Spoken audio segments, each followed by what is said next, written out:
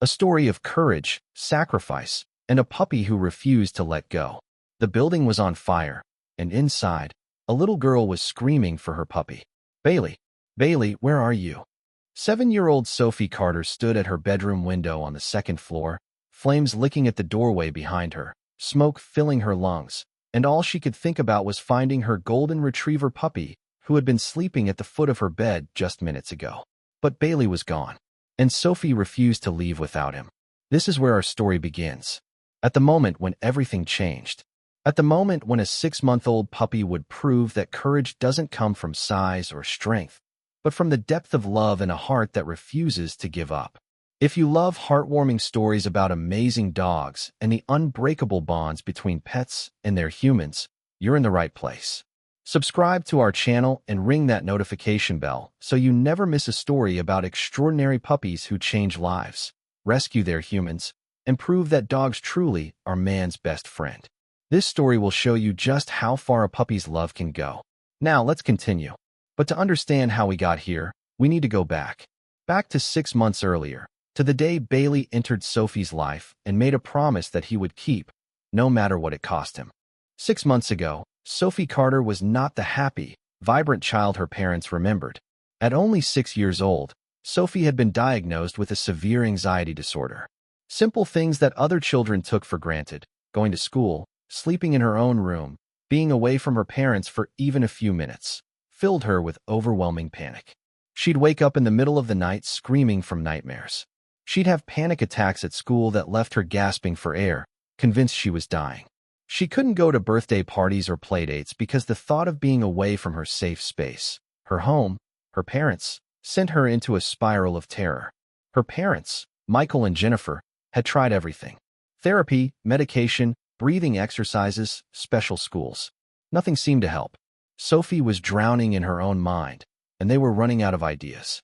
That's when Dr. Patterson, Sophie's psychiatrist, made a suggestion. "Have you considered getting Sophie an emotional support animal?" she asked during one of their sessions.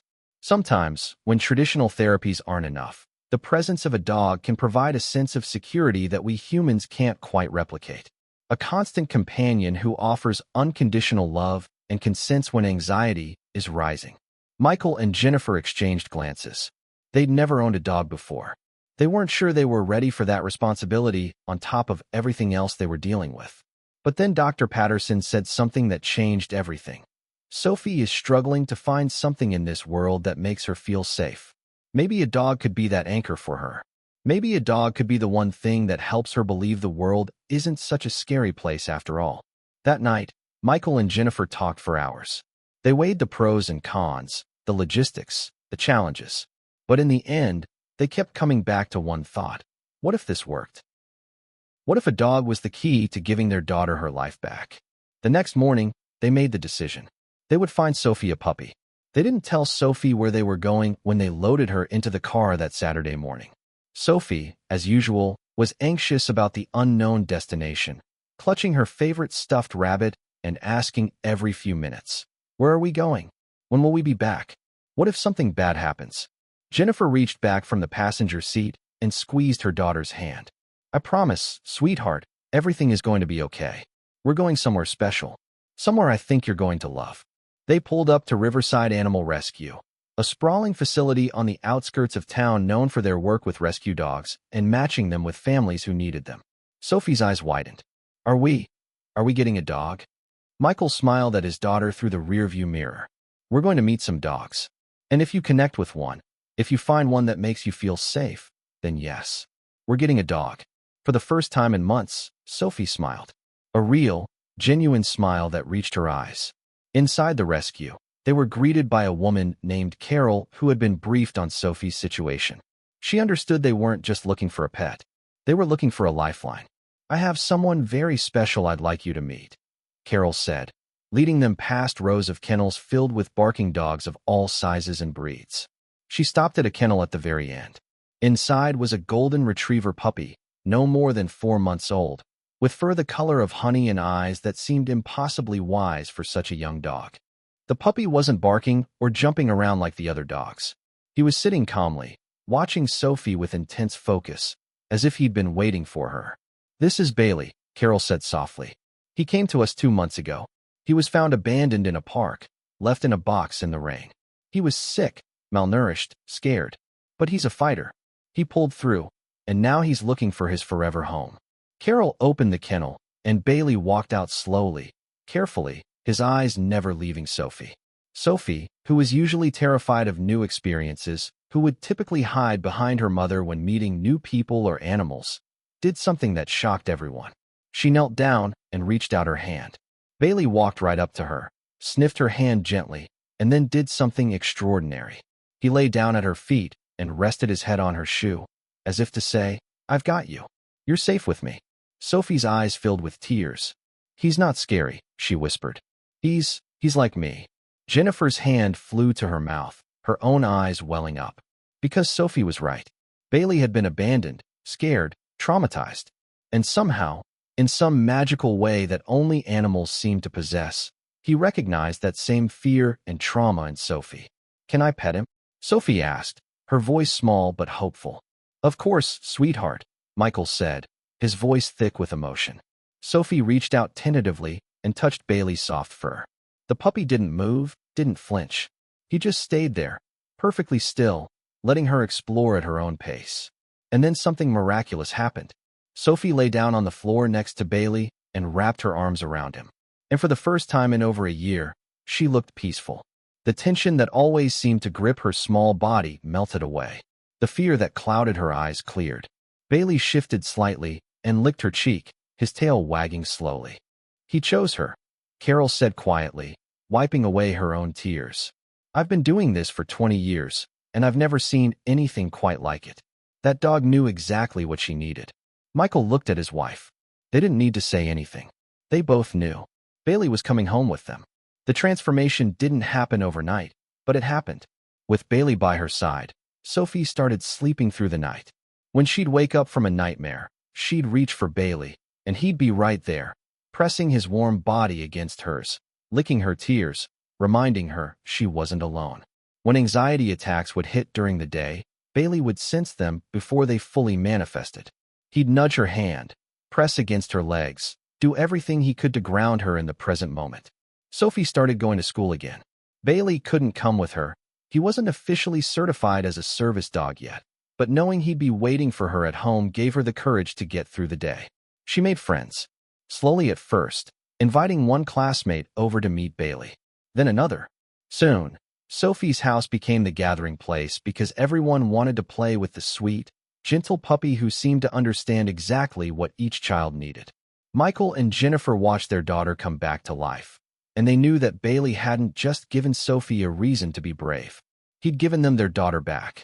But what they didn't know, what none of them could have known, was that Bailey's purpose in Sophie's life was about to be tested in the most terrifying way imaginable. It was a Tuesday evening in late September, 6 months after Bailey had come into their lives. Michael was working late at the office. Jennifer had just gotten home from the grocery store and was unloading bags in the kitchen. Sophie was upstairs in her room, doing homework with Bailey curled up at her feet, like always. Everything was normal. Everything was fine. Until it wasn't. Jennifer was putting away the last of the groceries when she smelled something burning. She checked the stove, it was off. She checked the oven, also off. But the smell was getting stronger. She walked into the living room, and her heart stopped.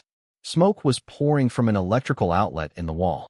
The old wiring in their historic home, something they'd been meaning to get fixed but kept putting off, had finally given out. And it had sparked a fire inside the walls.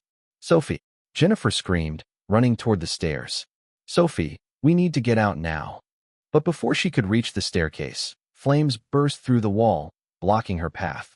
The fire was spreading impossibly fast, fed by old, dry wood and decades of dust. Jennifer grabbed her phone and called 911, screaming their address, screaming that her daughter was upstairs, screaming for help. Then she tried to get to the stairs again, but the heat was too intense, the smoke too thick. She couldn't get through. Upstairs, Sophie heard her mother screaming. She smelled the smoke, and she felt the familiar claws of panic gripping her chest. She ran to her bedroom door and touched it. It was hot, too hot. She opened it anyway, and smoke billowed in. The hallway was an inferno. There was no way down the stairs, no way to her mother. Sophie did the only thing she could think of. She slammed the door shut, grabbed a towel from her closet, and stuffed it under the door to block the smoke. Then she ran to her window and looked down. It was a 12-foot drop to the lawn below. Too far to jump without getting seriously hurt. She was trapped.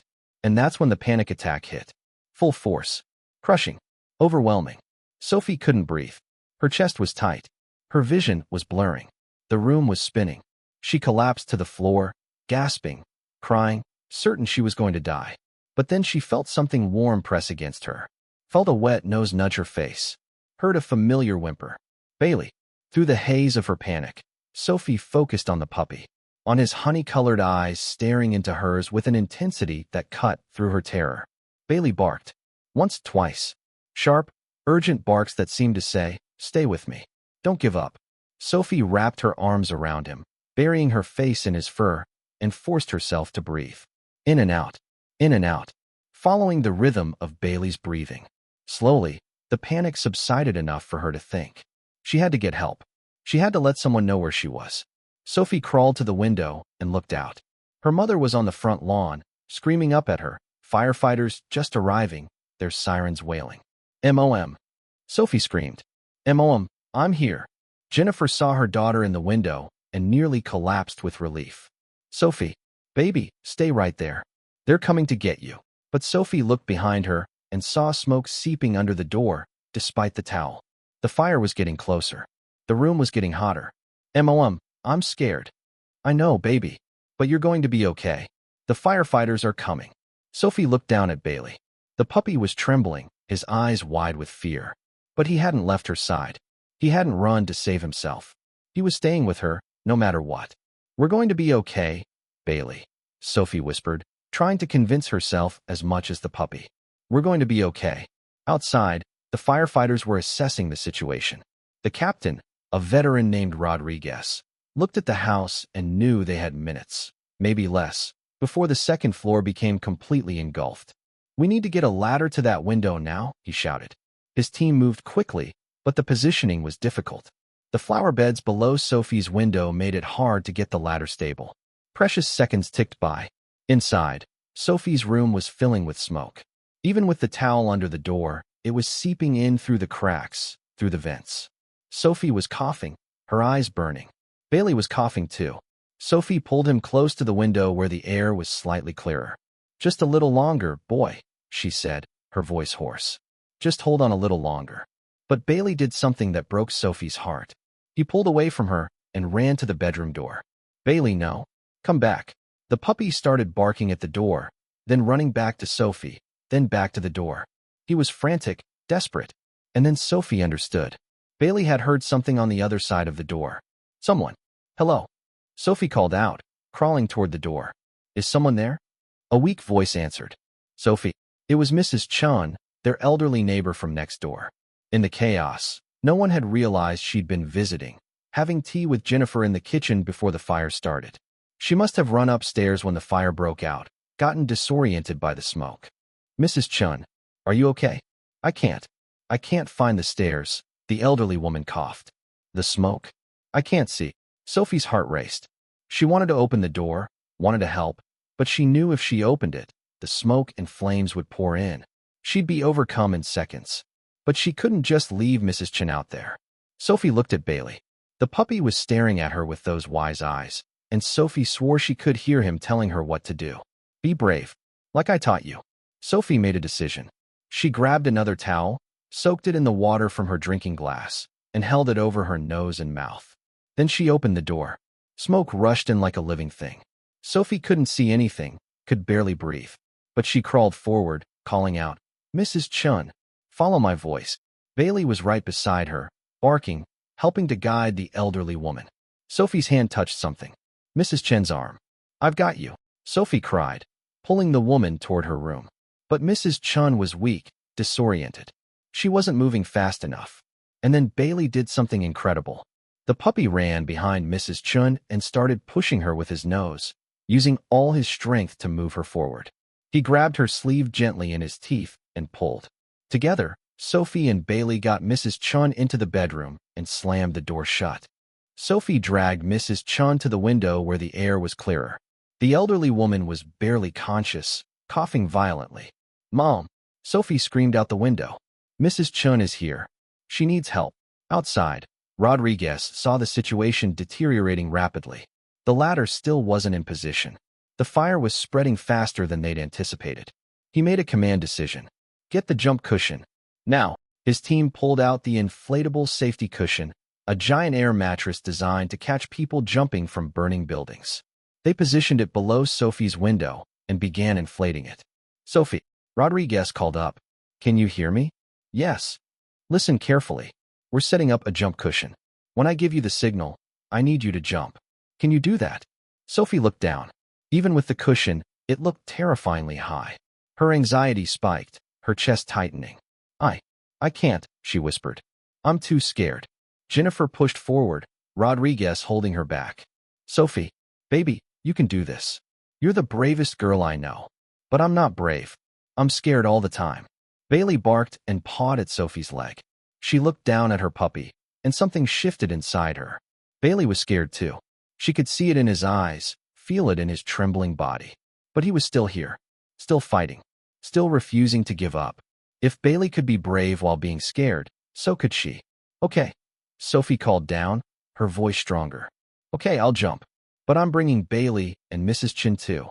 Rodriguez nodded. "One at a time. We'll catch you all. I promise." Bailey wasn't leaving without her. He would stay at that door, protecting her from the fire for as long as he could. He would die before he abandoned her. "No," Sophie sobbed. "No. Bailey, you have to save yourself." But Bailey wouldn't budge. Outside, Rodriguez saw the flames burst through Sophie's bedroom window frame. They were out of time. "Sophie, you need to jump right now." Sophie made a split-second decision. She ran to Bailey, scooped him up in her arms. He was heavier now than when they first got him, but adrenaline gave her strength and ran to the window. "I'm coming with you, boy," she whispered. "We're doing this together." She climbed onto the windowsill. Bailey clutched tight to her chest and looked down at the cushion that suddenly seemed impossibly small and impossibly far away. Her mother was screaming. The firefighters were yelling encouragement. The fire was roaring behind her. And Bailey, precious Bailey, licked her chin once, as if to say, "I trust you. I love you. Let's do this." Sophie closed her eyes, said a prayer, and jumped. They hit the cushion together, Sophie holding Bailey so tight she thought she might hurt him. The impact knocked the wind out of her, but she was okay. They were okay. Hands immediately pulled them off the cushion and carried them away from the burning house. Jennifer was there in seconds, wrapping Sophie and Bailey in her arms, sobbing, thanking God, unable to form coherent words.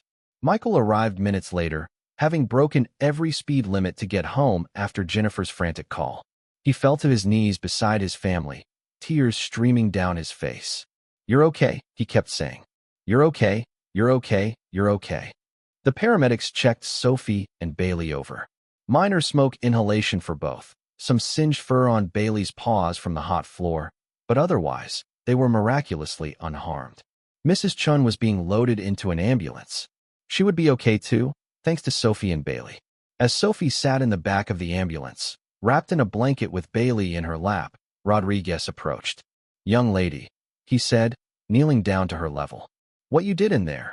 Saving Mrs. Chun, jumping with your dog. That was the bravest thing I've seen in my 20 years as a firefighter." Sophie shook her head. "I'm not brave. I was terrified the whole time." Rodriguez smiled. "That's what bravery is, kiddo. Being terrified and doing it anyway. And that puppy of yours? He's pretty brave too." Sophie looked down at Bailey, who was already falling asleep in her arms, exhausted from the ordeal. "He taught me how," Sophie said softly.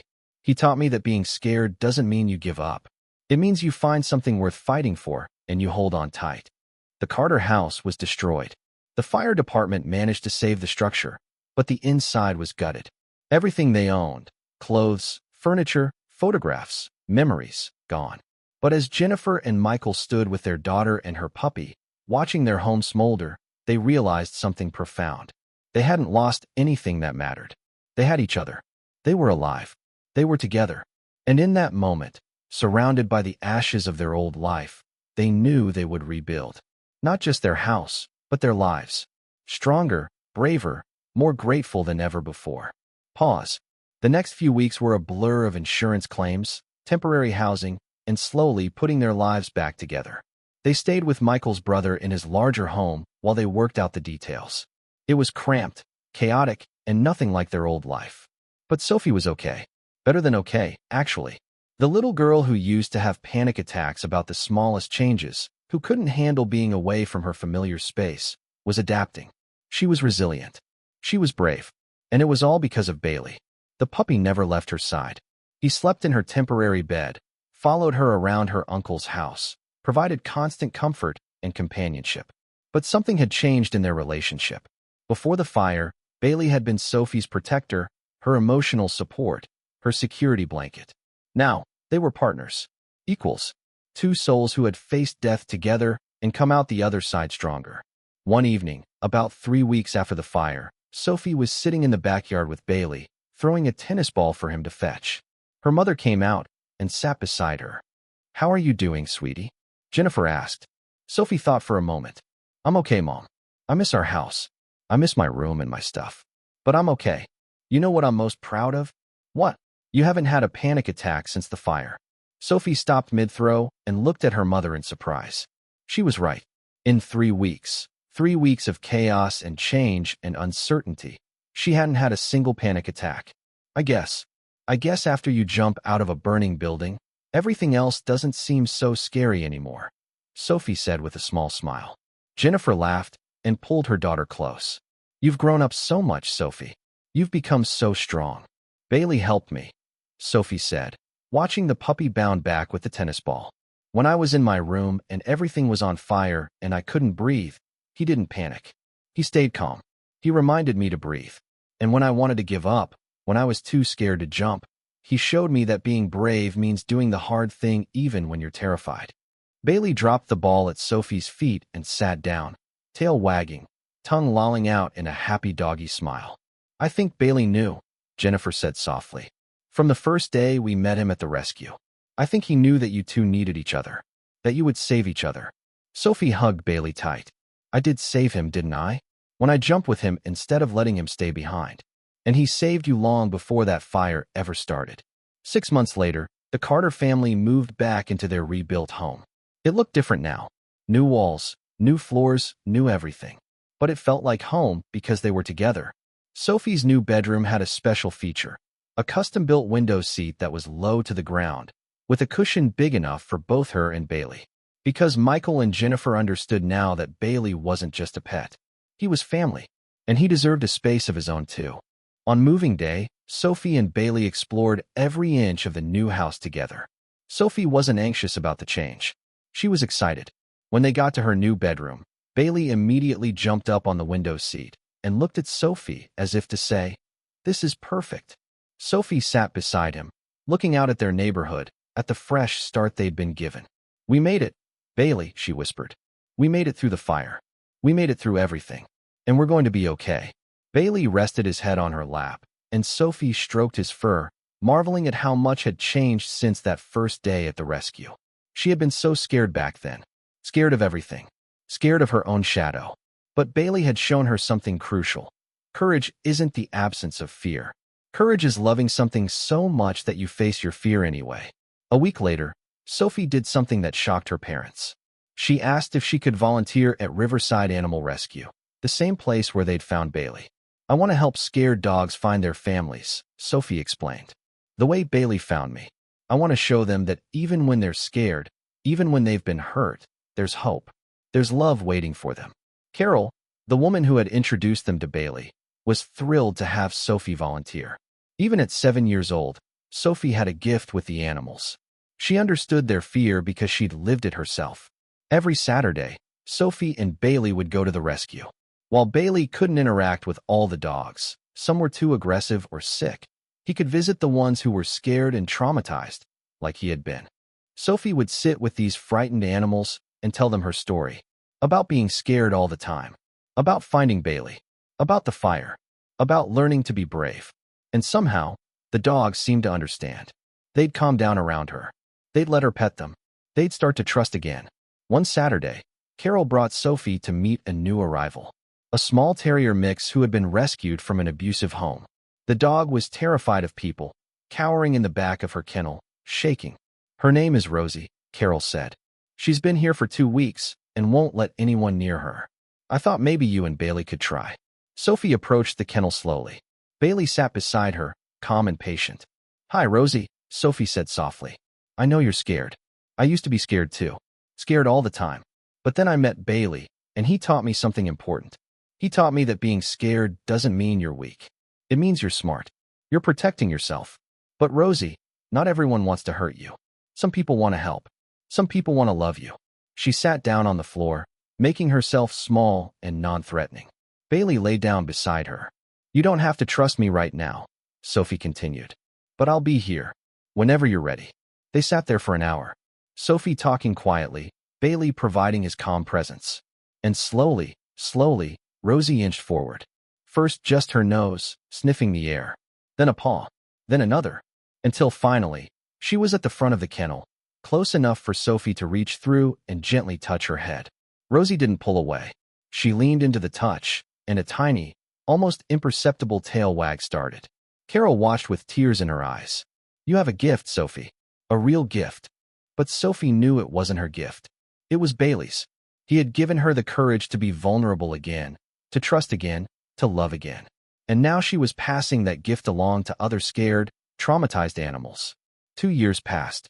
Sophie was 9 years old now, and the scared little girl who used to have panic attacks about going to school was gone. In her place was a confident, compassionate young person who had found her purpose.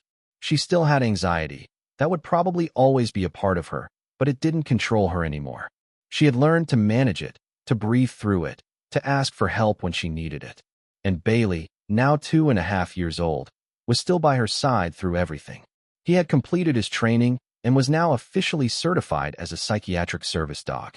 He could go everywhere with Sophie, to school, to the store, to restaurants. Wherever she went, Bailey was there. But more than that, Bailey had become something of a local celebrity. The story of the puppy who refused to leave his girl's side during a house fire had spread through their community. News stations had covered it. Social media had shared it. Bailey was famous. But he didn't care about fame. He only cared about Sophie. The two of them continued volunteering at the rescue every Saturday. They'd helped dozens of scared, traumatized dogs learn to trust again. Many of those dogs had found forever homes, thanks in large part to Sophie and Bailey's gentle intervention. On the 2nd anniversary of the fire, the local fire department held a special ceremony. Captain Rodriguez presented Sophie with an honorary junior firefighter badge for her bravery in saving Mrs. Chun, and Bailey received a special medal, the fire department's Animal Hero Award. This puppy, Rodriguez said to the crowd gathered for the ceremony, showed us what true courage looks like. When he could have run, he stayed. When he could have saved himself, he chose to protect his girl. And together, they saved a life. The crowd erupted in applause. Bailey, wearing his medal proudly on his service vest, wagged his tail and licked Sophie's hand. Mrs. Chun, who had recovered fully from the fire and had become a regular visitor at the Carter home, stood up to speak. Sophie and Bailey didn't just save my life that day, she said, her voice shaking with emotion. They taught me something. They taught me that heroism doesn't come from being the strongest or the biggest. It comes from loving someone so much that you refuse to give up on them. This little girl was terrified, but she didn't leave me behind. And this puppy was terrified too, but he didn't leave her behind. They chose love over fear. And in doing so, they saved 3 lives that day, mine and both of their own. That night, after the ceremony and the celebration, Sophie lay in bed with Bailey curled up beside her. She thought about everything they'd been through together. The day they met. The months of healing. The fire. The jump. The rebuilding.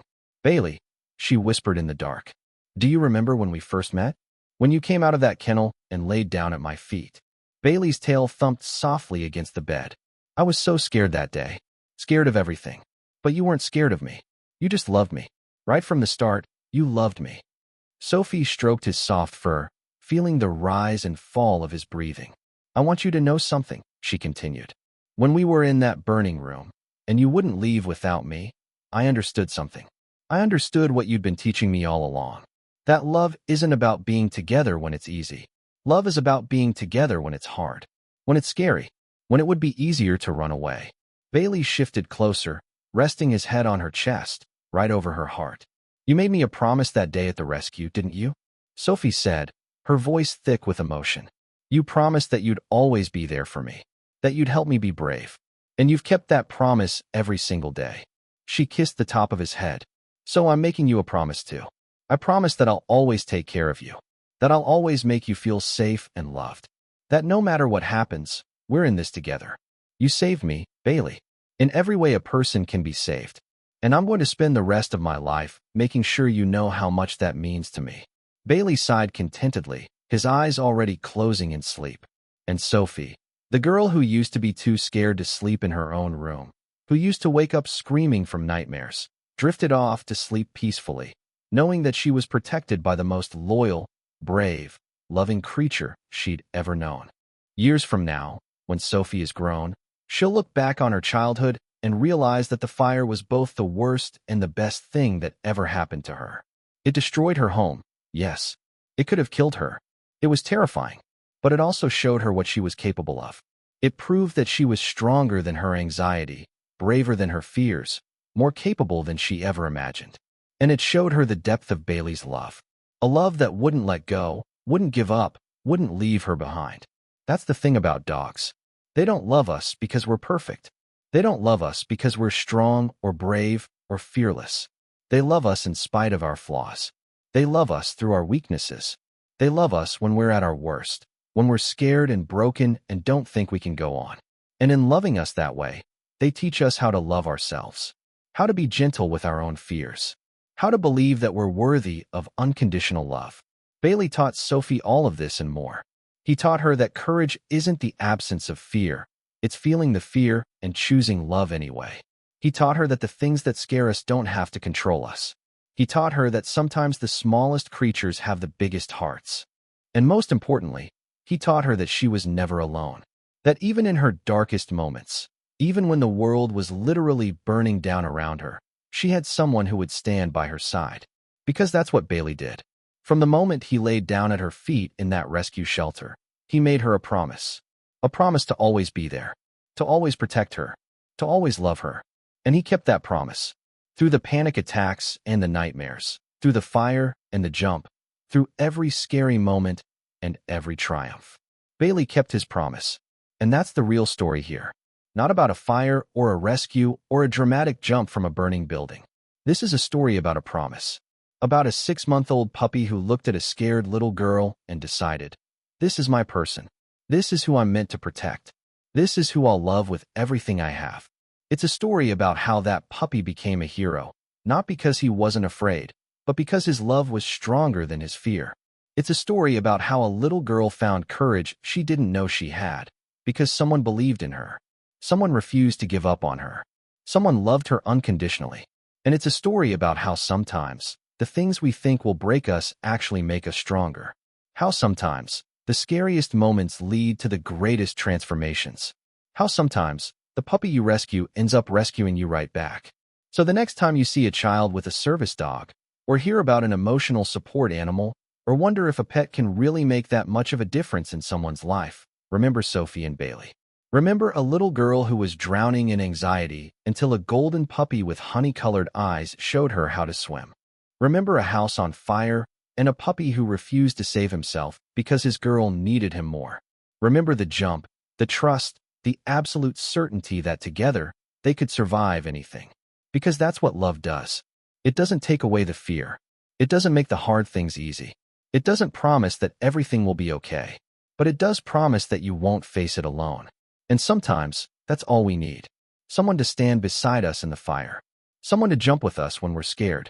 Someone to remind us, with their very presence, that we are loved, we are worthy, and we are brave enough to face whatever comes next. Bailey was that someone for Sophie.